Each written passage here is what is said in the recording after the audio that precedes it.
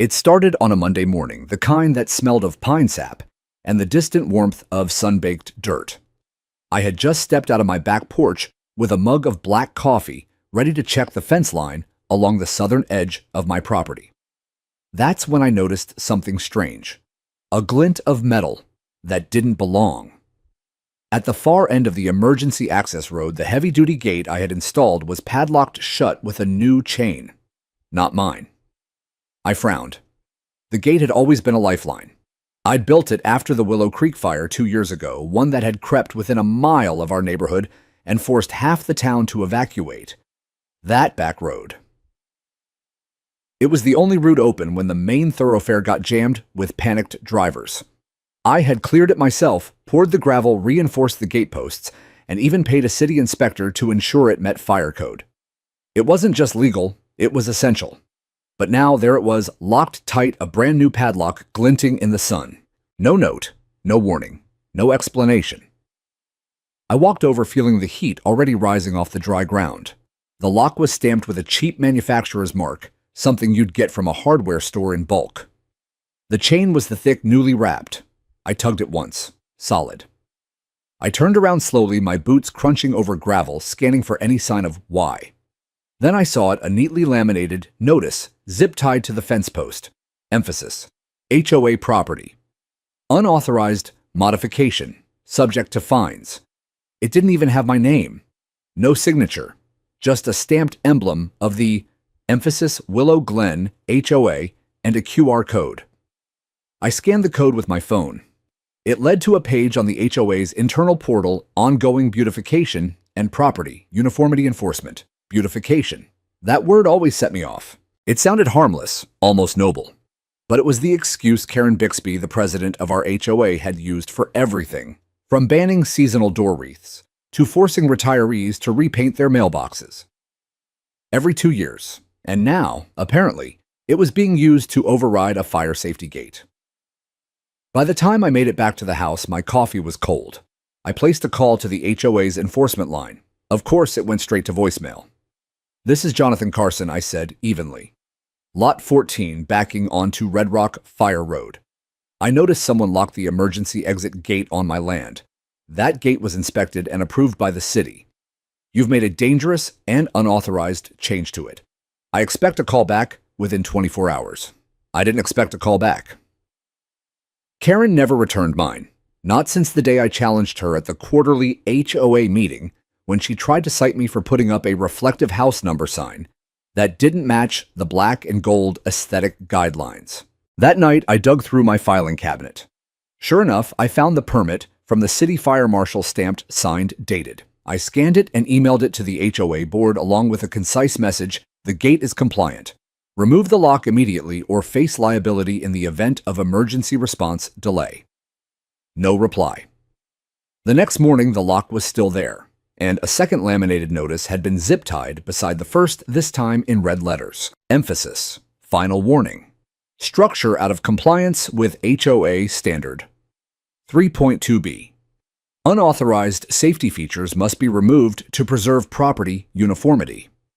Non-compliance may result in daily fines. Daily fines. They were treating a fire escape route like a garden gnome. I stood there, hands on my hips, fighting the heat rising in my chest. I had worked too many disaster zones in my time to let this go. Afghanistan, Louisiana post-Katrina. Hell, even a 3-month stint helping coordinate wildfire evacuations in Oregon. I'd seen what happened when egos and bureaucracy got in the way of life-saving measures. This wasn't about grass length or exterior paint. This was about lives. I walked back to the house, made 2 more calls, one to the city fire department, another to my attorney. Neither could do anything without incident. Yet. That night, I couldn't sleep. I kept thinking of the fire 2 years ago, how the wind shifted just in time, sparing our neighborhood. How my neighbor's kid, 8 years old and asthmatic, had needed an ambulance that barely made it through the back road. That gate. And now, someone decided aesthetics mattered more than airflow. During a rescue, I had half a mind to cut the chain myself right then. But I waited. The next morning, I took photos, high-res time-stamped, the gate, the lock, the warnings. I emailed them to the local fire inspector's office with the subject line, emphasis, tampering with approved emergency exit, HOA interference. Still no call from Karen. But that afternoon, as I was repairing a broken step on my porch, she showed up. She always walked like she owned the ground shoulder stiff clipboard under one arm like a shield. Her sunglasses were perched on her forehead, her perfectly blonde bob unmoving in the breeze. "Mr. Carson," she said with a tight smile, "I hope you've read the notices." "I have," I replied, standing slowly.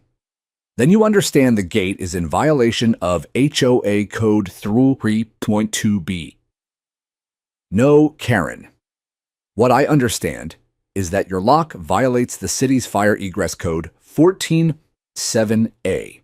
I have the permit, I have the photos, and I have witnesses who saw you or your board install that lock." Her smile didn't waver, but her eyes narrowed. "This community values visual cohesion. That gate was never approved by the architectural committee. This community," I said slowly, "values survival. That gate is on my land, and it exists to save lives, yours included." She tilted her head. "I'm going to have to cite you." I stepped forward. "Go ahead. But just know this, when the wind shifts and flames come over that ridge, you'd better pray someone remembers how to unlock that padlock." She didn't answer, just clicked her pen and scribbled something onto a pink slip, tore it off, and handed it to me. Emphasis: HOA infraction. Unauthorized emergency structure. Day starting immediately. And then she walked away. I watched her retreating figure, wondering how someone could be so blind, or so certain she'd never face consequences. But in fire season, consequences don't wait. They arrive with smoke, and they don't care how pretty your fence looks. The pink infraction slip sat on my kitchen counter for days like a silent dare. Every time I walked by, I glanced at it, half expecting the words to rearrange themselves into something more reasonable. But there it was: unauthorized emergency structure. As if a life-saving fire gate was the same as putting up a trampoline or a gnome with a fishing rod. Karen Bixby's obsession with order was nothing new. I'd watched it evolve over the years, from mild suggestions in newsletters, "Please use neutral paint tones for mailboxes," to full-blown decrees that dictated curtain colors and limited porch furniture to 2 chairs and 1 approved planter box. She didn't just enforce rules. She manufactured them, justified them with a phrase she wielded like a sword: emphasis, to protect property value. It sounded rational at first. Who doesn't want their home's value protected? But over time, her aesthetic guidelines grew like a weed tangling into spaces it had no business occupying. Safety, expression, as practicality. None of it stood a chance against her vision of suburban perfection. And now, the emergency gate had become her latest casualty. The gate wasn't visible from the road.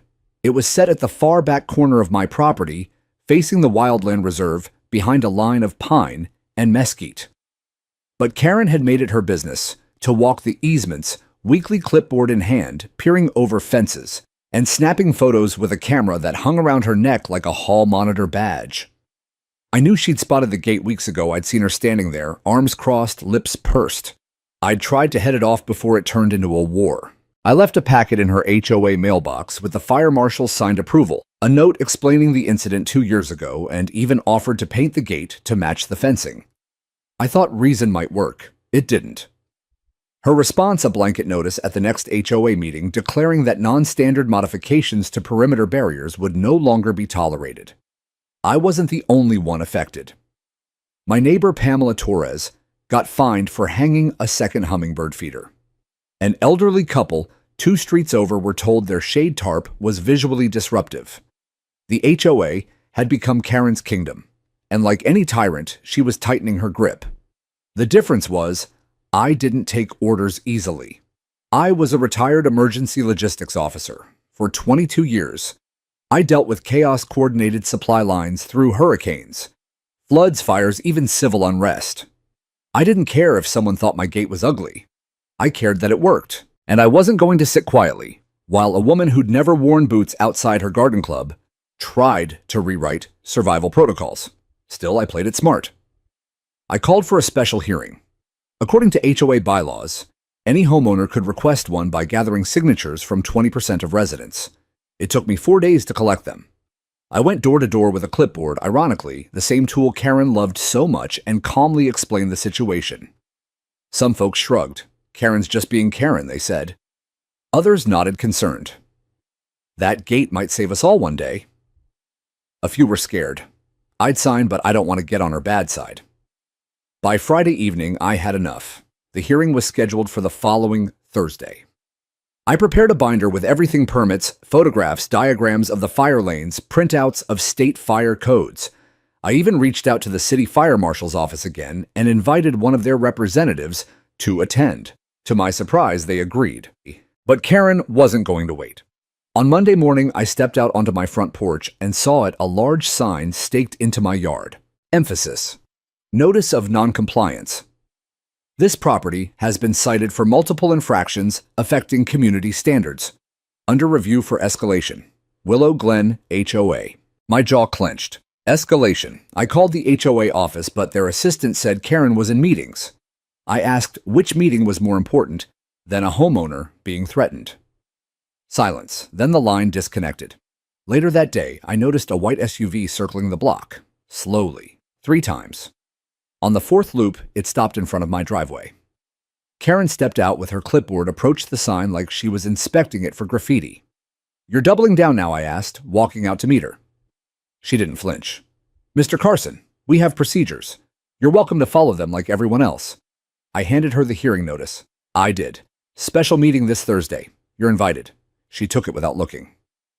"The board will review your concerns, but I doubt you'll find support for unsanctioned infrastructure." "That's not infrastructure, Karen. That's an emergency exit. The kind that saves people when flames come over the ridge." She smiled thinly. "And we all appreciate your service. But in this community, we have standards.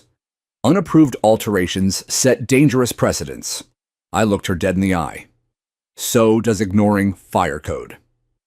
She turned on her heel without responding and climbed back into the SUV. That night, I walked the perimeter of my yard under the cover of dusk. The chain still glinted in the moonlight. I knelt beside it and ran my hand along the lock. Cold steel. Silent. The kind of silence that waited to become tragedy. In the distance over the ridgeline, I saw the faint flicker of red. Not flames, but a warning. Out in the hills, the wind had begun to shift. The next morning began with a thin veil of smoke resting on the horizon. Not a fire, not yet, but the air had that tightness, the faint tinge of electricity, that made old-timers glance at the sky and shake their heads. You grow up in this part of California. You learn the rhythm of fire season, the way farmers read clouds. And right now, the land was whispering soon.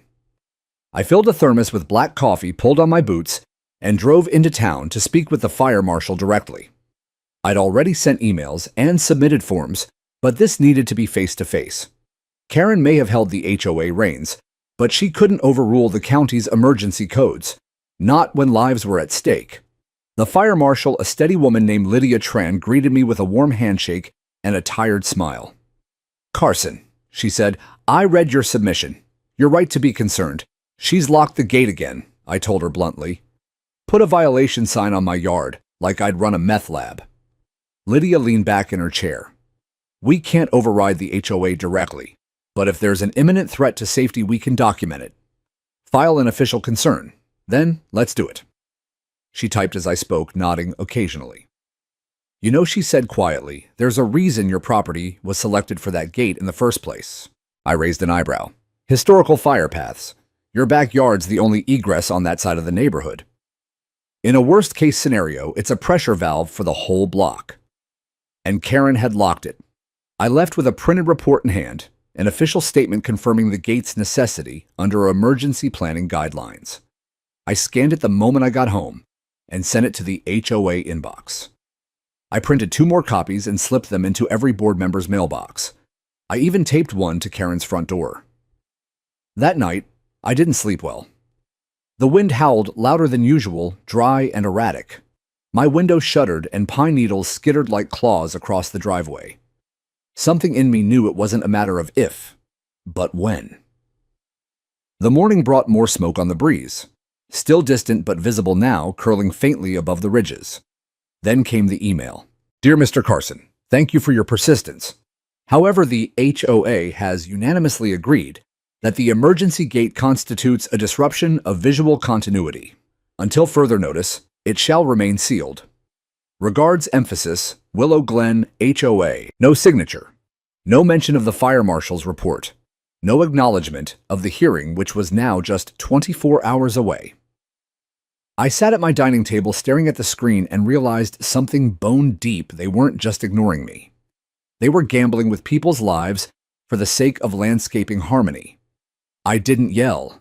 I didn't bang the table. Instead, I quietly stood, walked to the back of the house, and opened the storage shed. Inside was my old service gear, half of it dusty, all of it still functional. I pulled out a bolt cutter, a toolkit, and a pair of heavy gloves. I spent the afternoon reinforcing the gate. I installed a dual lock mechanism, one for daily access, and one concealed inside a panel usable only in emergencies. I left clear signage, emphasis, authorized emergency exit, fire marshal approved, and then I waited. The hearing was sparsely attended. Only about a dozen neighbors showed up, and none of the board members except Karen Bixby. She sat at the front like royalty, hands, folded lips pursed. I presented the fire marshal's report. I showed photographs, charts, and copies of state code. I played a video of the fire from 2 years ago that nearly took a child's life, footage so harrowing the room fell silent. When I finished, Karen stood. While we appreciate Mr. Carson's passion, this HOA was formed to protect property value and visual consistency. If we start making exceptions for gates and metal barriers, where does it stop? Chicken coops, chain link, eyesores. We have standards. One neighbor, a young mother named Jessa Martinez, raised her hand. But what about safety? Karen's eyes flashed. Safety and aesthetics are not mutually exclusive. An older man near the back muttered, "Tell that to a fire." Karen didn't flinch. The board stands by its decision. The gate remains sealed. The meeting dissolved into murmurs and frustration. A few people clapped me on the shoulder. Most just left shaking their heads. As for me, I said nothing more. I went home, stood under the stars, and listened to the wind whisper through the trees. And I waited. 3 nights later, the fire came. 3 days after the HOA meeting, I found a bright orange envelope duct-taped to my mailbox. That was never a good sign. The last time someone taped something to my mailbox, it was a flyer about a lost cockatoo that kept dive-bombing kids on bikes. This time, it wasn't a bird. It was a threat. Violation. Notice, it read in bold all caps. I stood there, boots in gravel coffee in one hand, and unfolded the paper with the other. Dear Mr. Carson, you are hereby issued a formal violation under Section 4B11 of the Emphasis Willow Glen HOA Charter for unauthorized construction and/or modification to community structures, specifically the rear access gate on Lot 14.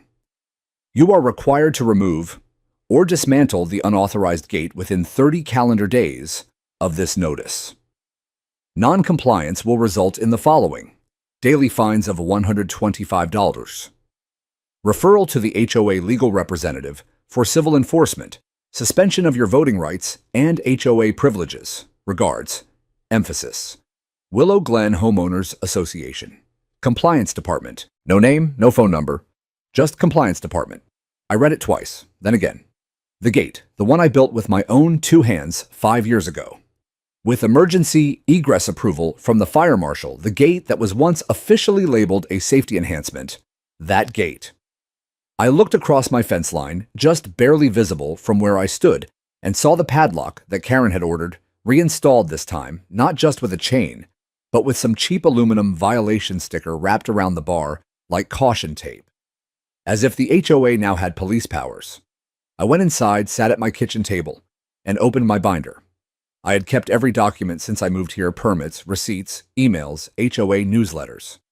Within 15 minutes, I'd pulled out a scanned copy of the original Emphasis Fire Safety Clearance Certificate from the county.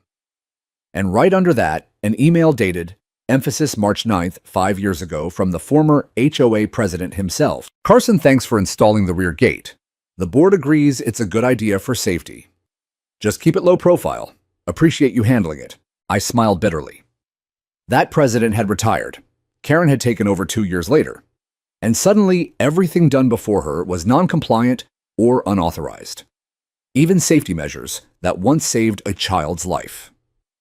I sent a formal reply to the HOA email address, attached the fire marshal's report, the email from the former board, photos of the original gate construction, no emotion, just the facts. Then I waited.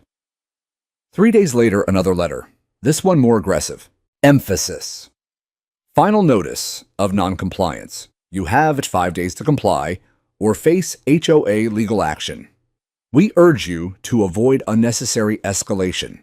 Our legal team has advised that further resistance will be interpreted as obstruction. Obstruction. They were acting like I'd barricaded a community center, not installed a fire gate behind my own property. But what got me wasn't the tone. It was the word emphasis, resistance. It echoed something deeper. This wasn't about aesthetics anymore. This was about control. That night I walked the property line. The moon was low, casting long shadows across the slope behind my yard. The emergency path ran between my fence and the canyon's edge, a narrow dirt trail wide enough for an ATV or a fire truck's bumper. I'd trimmed it myself every season, kept the brush clear, even marked out soft shoulders with reflectors. And now it was useless, because of a lock. I bent down, flicked my flashlight on, and ran it along the new padlock. It was the kind you'd buy in bulk at a hardware store. Not even waterproof. And stuck to it another notice, this time with Karen's personal touch. Emphasis. This gate is not approved. Do not open. Emphasis. Willow Glen. HOA President Karen Bixby. She had signed it. In Sharpie. In cursive. Something in me snapped quietly inwardly. Not rage, not rebellion. Just this cold, silent clarity. I'd played by the rules. I'd submitted reports, attended meetings, followed protocol. And now I was being threatened for doing what was right. So I documented everything. I took photos, videos, time-stamped images of the lock, the sign, the gate, the path, the email chain. I backed up files on 2 drives and emailed copies to a folder only my daughter Sarah Carson and lawyer had access to. And then I made a call. Lydia Tran, Fire Marshal. Lydia. I said they're threatening legal action, fines, lawsuits. She didn't hesitate. You want me to issue an official fire path blockage complaint? I want to know what my rights are if someone dies because of that lock. She paused. Then I'll see you in person tomorrow. The next day she showed up in uniform. We walked the path together, her clipboard in hand. She measured angles, jotted notes, even tested the padlock for herself. By the time she was done, she turned to me and said, "This gate isn't just recommended. It's critical. And it's been listed in the county fire mitigation plan since last year." That was the leverage I needed. I filed a emphasis pre-litigation notice to the HOA through a real attorney this time. I wasn't bluffing. I made it clear that any fire damage or delayed emergency response due to that lock would be legally traced to the board's deliberate obstruction. Karen responded with a cease and desist letter of her own, full of legalese and threat, but with no real teeth. Still, the lock stayed. The fines kept coming, daily now. They'd totaled over $2,000 in phantom charges within 3 weeks. They claimed they'd lien the property. I forwarded everything to my attorney, who calmly assured me they're bluffing, and if they try, we'll file for abuse of authority. But I knew something they didn't. I had time. What they didn't know, what Karen refused to see, was the weather, the wind, the dry air, the crackle in the power lines. It was all too familiar. Fire season was early this year. One spark, and this neighborhood would become a funnel, and their precious locked gate a trapdoor with no exit. So I waited, not passively, not weakly, just like we were trained in the service. Watch the pattern, prepare your defense, and act when it matters most. The warnings came subtly at first, like the shift in a horse's breathing before it bolts, or the way your boots suddenly crunch different when the earth underneath turns brittle. May had barely arrived, but the canyon behind, Emphasis Willow Glen was already the color of old straw. The winter rains hadn't come. The creeks that normally trickle behind my fence were cracked, parched ribbons. Every morning I'd walk the back path with a thermos in hand, and the wind would scratch at the dry brush like it was itching for a reason to ignite. My weather app lit up yellow 3 days in a row. Emphasis, red flag warning, high fire danger. I wasn't surprised, but I was alarmed, because I also knew what the HOA had done. Weeks earlier, they had removed the high-visibility fire markers along the emergency trail, claimed it was unsightly. The reflectors I'd staked in every 20 feet, gone. The bright orange ribbon wrapped around the main cedar tree, visible from the ridge trail above, peeled off and tossed. In its place, a wooden HOA sign, neatly painted, emphasis, private greenbelt no entry. They had scrubbed the land of emergency signs and replaced them with aesthetic nonsense. And that lock on my gate, it was still there, bigger now. Heavy-duty steel reinforced with a serial number etched into the casing, as if they doubled down on the illusion of authority. So I did what I always did when the wind turned foul, and the brush crackled too easily. I prepared. I cleared the path again, secretly at dusk, just me a rake and a pair of gloves. The HOA had sent out a notice a week prior saying only approved landscaping vendors may modify greenbelt vegetation. But they didn't own my side of the fence, and they sure didn't own common sense. I trimmed back the overgrowth, moved debris piles farther down, marked escape points with biodegradable tape, just in case. And when I finished, I replaced the HOA padlock with my own. Not to defy, to defend. I kept the original lock in a bag marked and photographed. Documented everything. That way, if they tried to accuse me later, I had proof I hadn't destroyed anything, just ensured a working exit. Still, the air made me uneasy. The temperature rose 10 degrees in 2 days. The wind came from the east, now hot and dry. The kind of wind that doesn't just carry fire, it fuels it. Then came the power surge. One night, the house lights flickered. My generator kicked on briefly. Out on the ridge, I could see the glow of the old transformer box winking like a dying firefly. And I knew it. It would only take one faulty line, one squirrel in the wrong place, one ember from a tossed cigarette, and the locked gate would become a coffin door. I spoke to my daughter Sarah Carson on the phone that night. She's an EMT stationed in the next county. I could hear sirens in the background as she spoke. We've already responded to 3 wildfires this week, she said. And it's just May, Dad. You need to have a go bag ready. I've had one ready since February, I said. But the HOA, they've made it harder to leave than to stay. She paused. Is it that gate again? Yeah. But worse. They've now threatened legal action if I touch it. And Karen, she thinks it's all about appearances. She doesn't realize fire doesn't care about landscaping. You know what you have to do, she said. I already did it. I didn't tell her about the lock swap. No need to make her worry more. Instead, I kept my preparations quiet and thorough. I installed a secondary chain release on the gate's backside, one that could be reached even if the main lock failed. I tested my garden hoses and set my irrigation system to manual override. I made a laminated copy of my fire mitigation report and placed it in a Ziploc above the breaker box, and just in case. I preloaded the truck with tools, medical kits, and water. Karen, meanwhile, was busy organizing a summer block party. I watched her one morning from across the street as she pinned flyers to mailboxes. She saw me and waved her smile, tight calculated. Don't forget to RSVP for June 1st, she called. Depends on the wind, I answered. She frowned, unsure if I meant the weather or something else. 2 days later, a neighbor knocked on my door, Carlos Rivera, from 2 houses down. A good man, father of 3.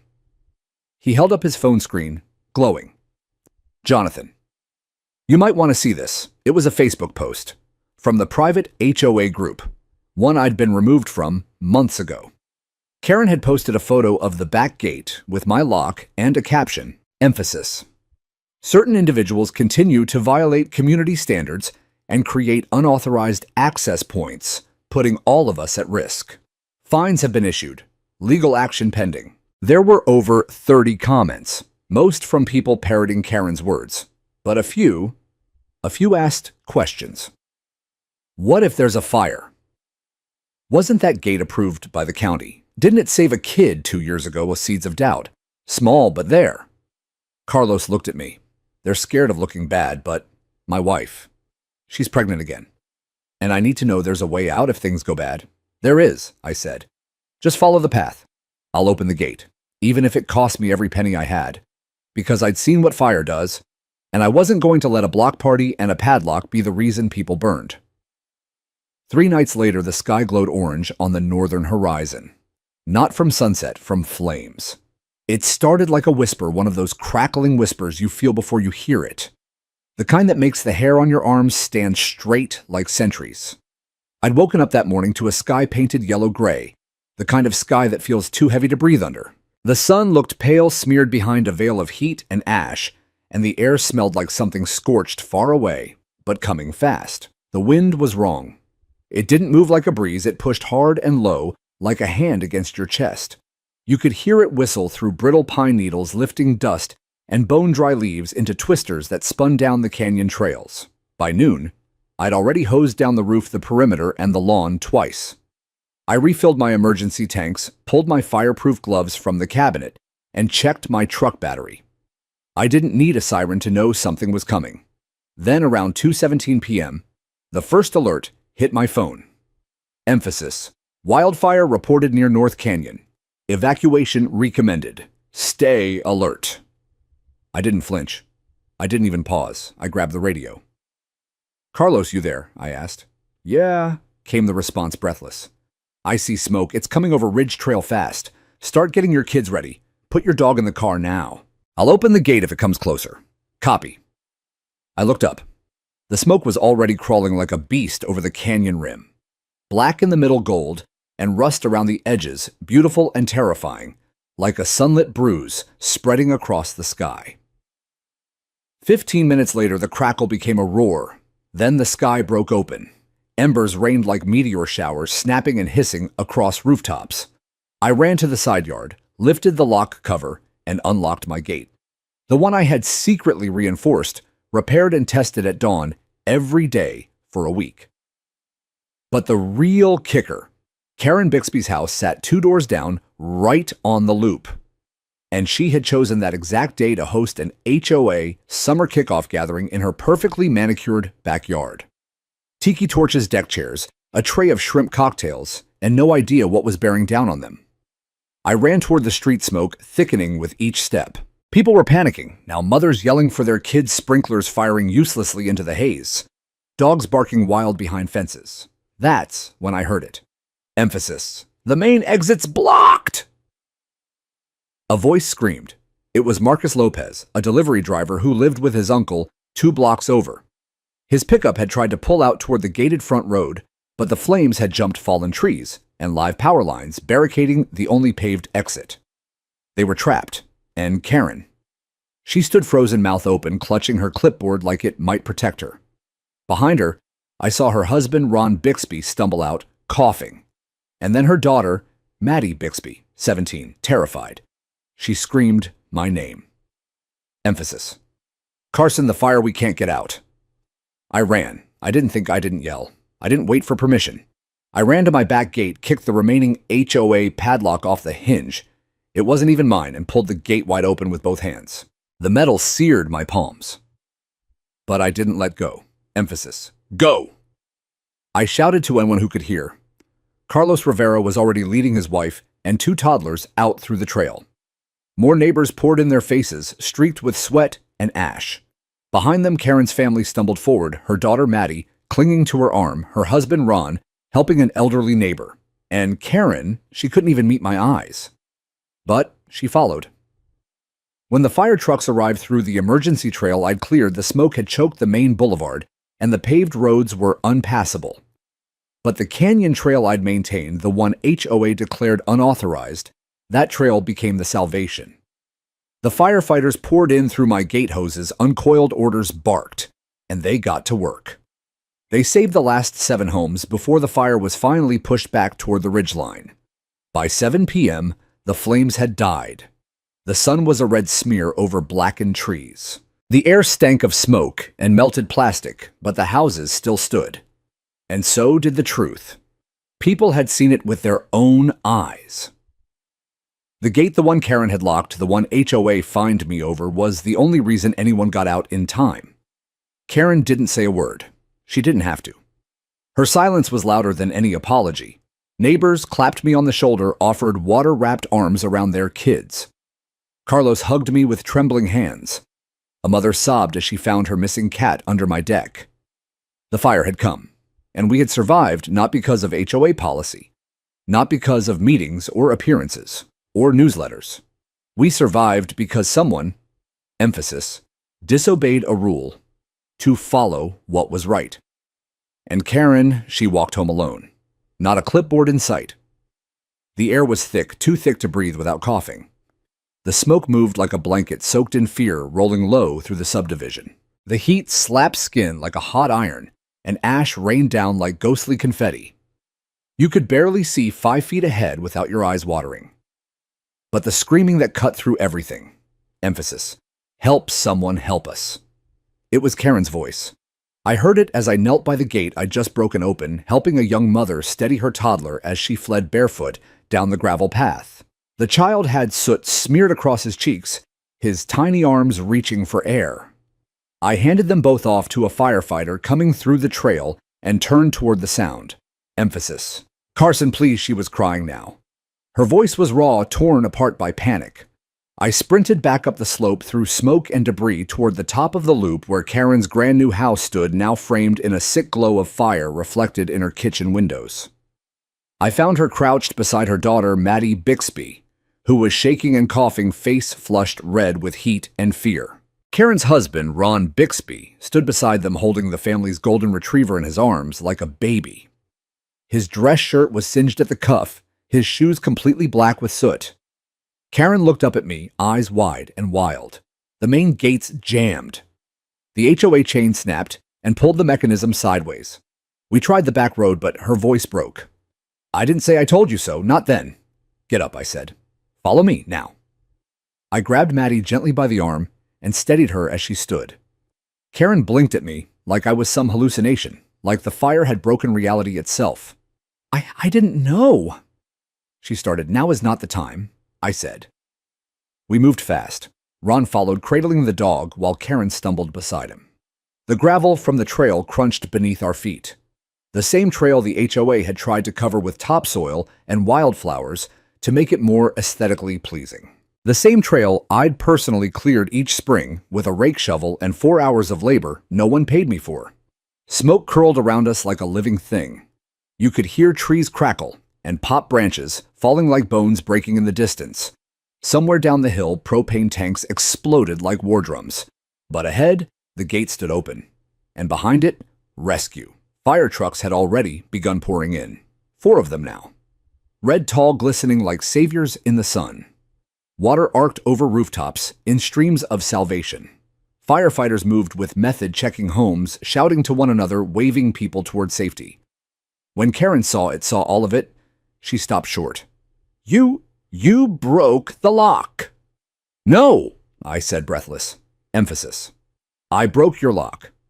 She said nothing, but Ron, he looked at me with a tired, grateful kind of sadness. I didn't know about the gate, he said.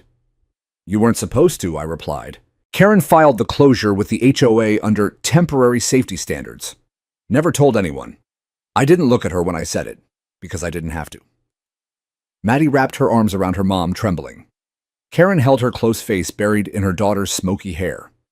Maybe that was the first moment she realized what she'd done. Not just to me, but to her own family.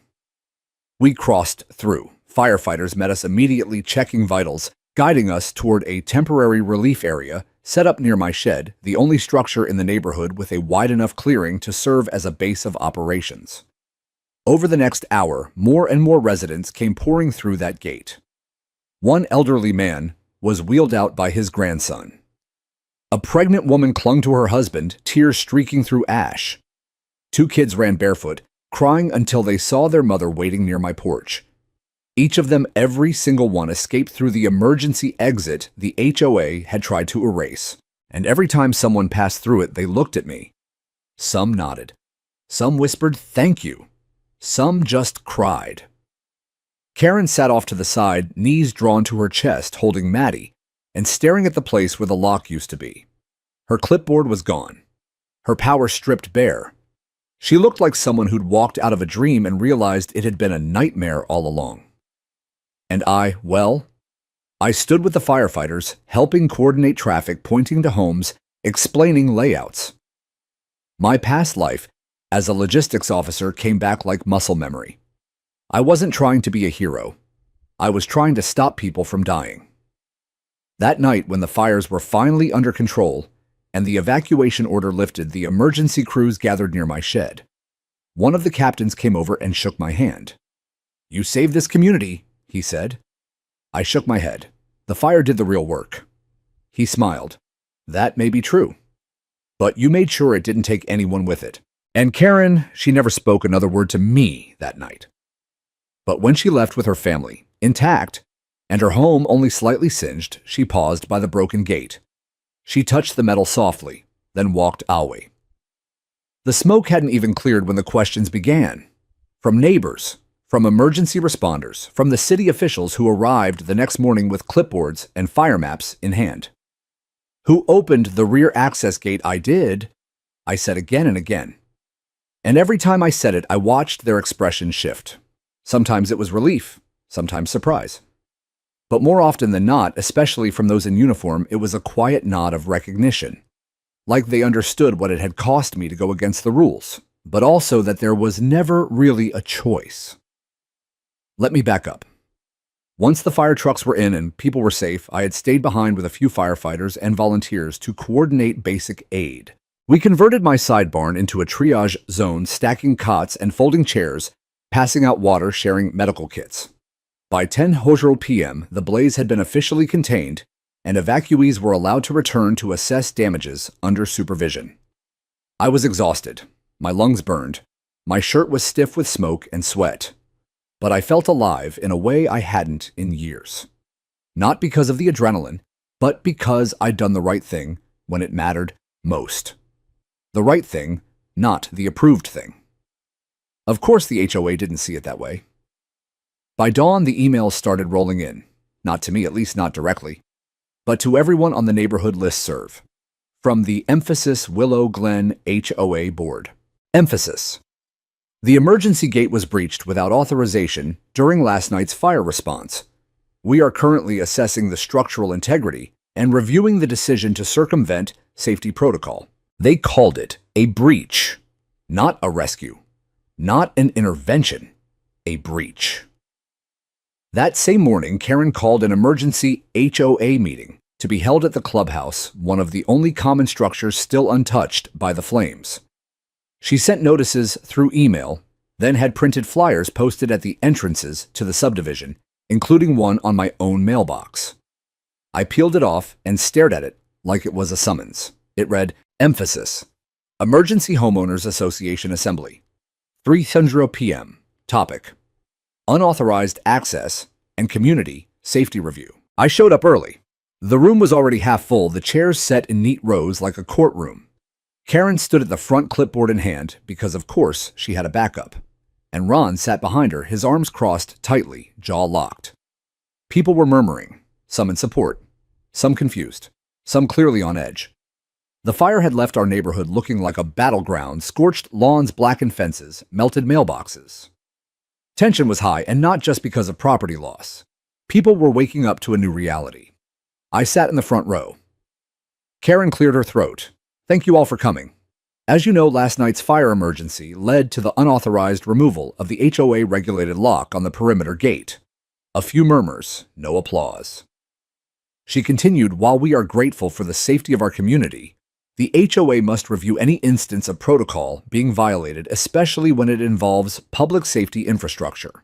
Public safety, I said aloud, unable to help myself. You mean the gate that you locked without informing emergency services? There was a pause. Karen's eyes narrowed. We voted on that at the October meeting, she replied sharply. It was in the minutes. No, Karen, another voice said. It was Maria Rodriguez, a neighbor 2 streets over, whose mother was nearly trapped last night. That meeting was about trash bins and lawn gnomes. There was no mention of locking the only secondary exit from the back lots. Someone else stood up. My daughter escaped through that gate last night. She'd be dead otherwise. And then another. My dad's wheelchair couldn't get through the main road they got out because someone broke that lock. Whoever did that should be getting a medal, not a lecture. Karen was flustered now. She shifted her clipboard from one hand to the other. We must maintain order. Procedures exist for a reason. That gate was installed for this exact reason, I interrupted. Fire Karen. Not aesthetics, not compliance. Emphasis, survival. The room erupted into applause. It wasn't wild or chaotic. It was slow, steady, and undeniably unified. Karen tried to regain control, but the momentum was gone. One by one, residents stood up and recounted their experience, the panic, the confusion, the roadblocks caused by the HOA's obsession with beauty over safety. Then Ron rose from his chair.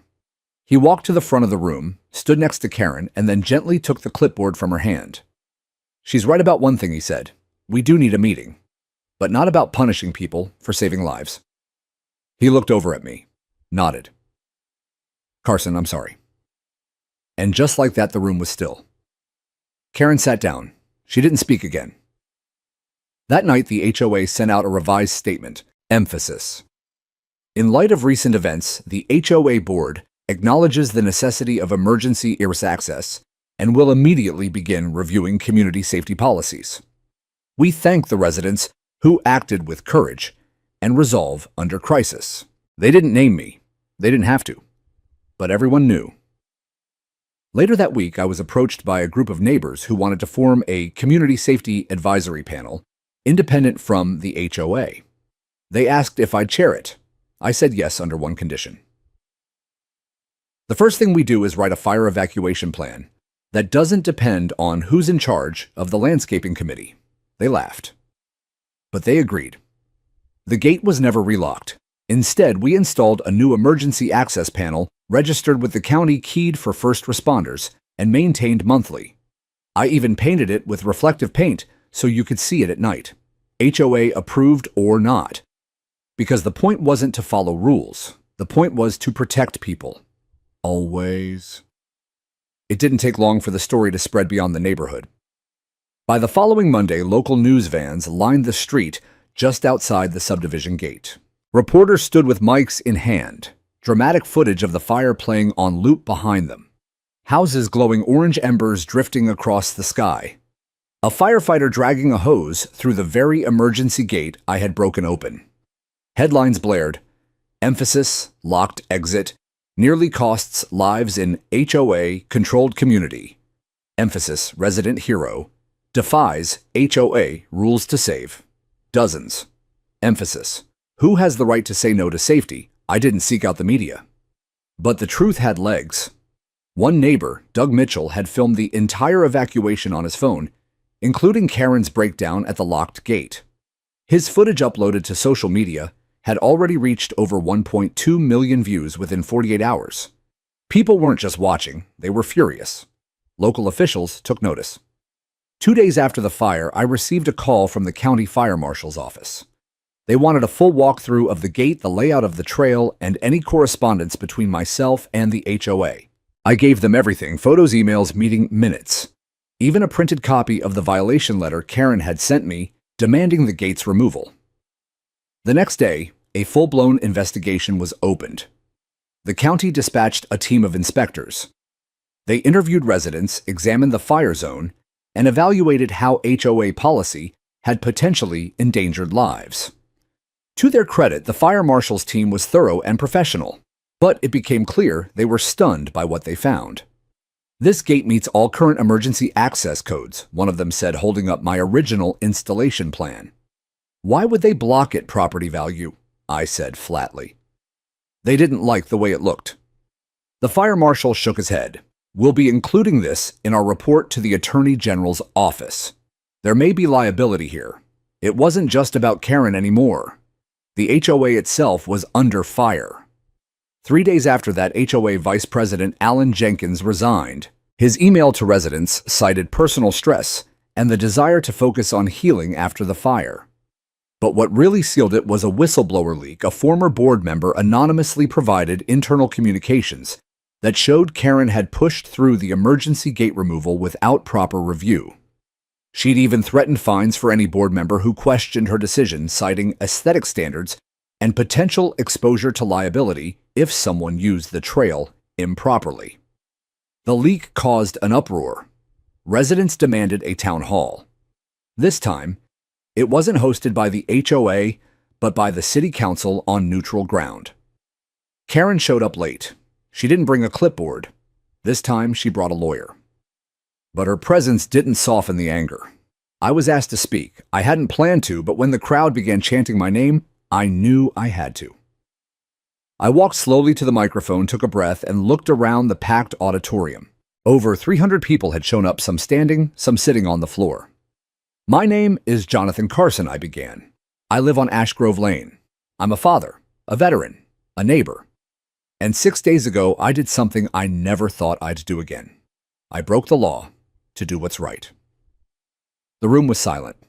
I broke a lock, yes, because that lock was on a gate that could have saved lives, and that night it did.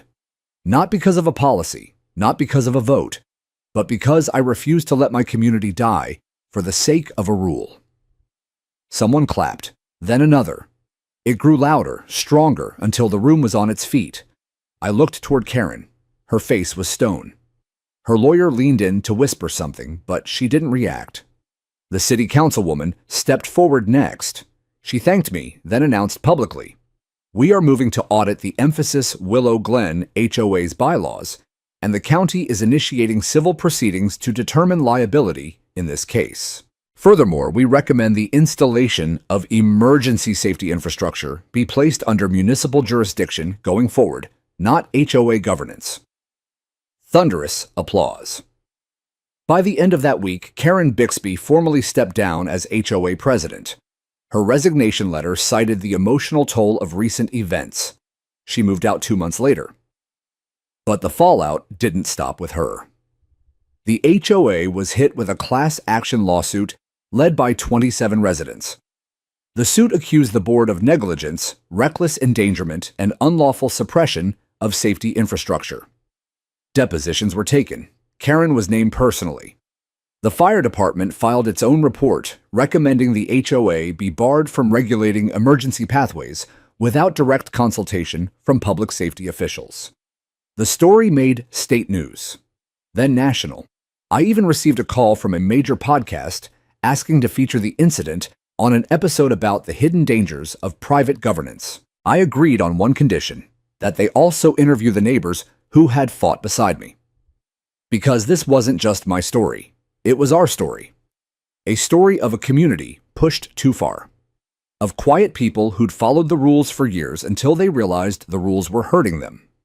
A story of standing up not just to a person, but to a structure that had forgotten its purpose. Safety, dignity, compassion. In the weeks that followed, the subdivision began to heal. Ash was swept away. Walls repainted. A mural was added to the side of the Emphasis Willow Glen Park restroom, painted by a group of local teens. It showed a phoenix rising from fire wings, outstretched a small silver gate shining beneath its talons. We called it Emphasis, the gate that saved us. The scorched earth around the back of the neighborhood eventually turned green again. It took months. The city planted fire-resistant native trees along the trail where the flames had torn through. Families whose homes had been damaged returned to rebuild, and local organizations donated supplies, funds, and time. The quiet road behind my house, once dismissed as an eyesore by Karen and her loyalists, became a place of shared memory, a place where people waved at each other with a little more meaning in their eyes. But the deeper transformation wasn't in the landscape. It was in the way we looked at our community. The emergency gate I installed was no longer just tolerated. It was reinforced, painted with reflective trim, and designated an official emergency exit by the fire department, who installed a coded box only first responders could access. The sign on it read, "Emphasis. In case of emergency, this gate saves lives." A plaque was added just below. It said Emphasis, donated by Jonathan Carson, veteran neighbor and friend. I didn't ask for that. but it moved me more than I thought it would. One afternoon, while I was trimming the bushes near the trail, a little girl rode her bike up and stopped beside me. She couldn't have been more than 7. "Did you really open the gate that saved everybody?" I smiled. "I just opened what should have never been locked." She nodded. "My grandma says you're like one of the Avengers." I laughed. "Tell your grandma I said thank you." That girl and kids like her would grow up in a neighborhood that had learned a hard lesson about priorities. We had stared into the fire, watched the consequences of ego and control, and decided never again. A new HOA board was elected this time by an overwhelming majority. People who had never attended a single meeting before showed up to vote. Many of them ran for positions themselves. And when the new president took office, a kind retired school principal named Marcia Black, her first act was to propose an amendment: no HOA policy shall override emergency preparedness or safety protocols recommended by municipal, state, or federal agencies. Any such conflict will default to public safety advisories. It passed unanimously. Marcia asked me to serve on the emergency planning subcommittee. I accepted on the condition that we meet outside near the trail with coffee and folding chairs. I didn't want to be behind another podium. I wanted to stay grounded, present, accountable. That's how change sticks. Not with declarations, but with participation.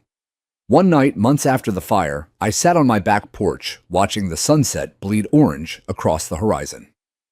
The trail gate was visible from where I sat. In the distance, 2 young couples walked their dogs. Kids raced on scooters.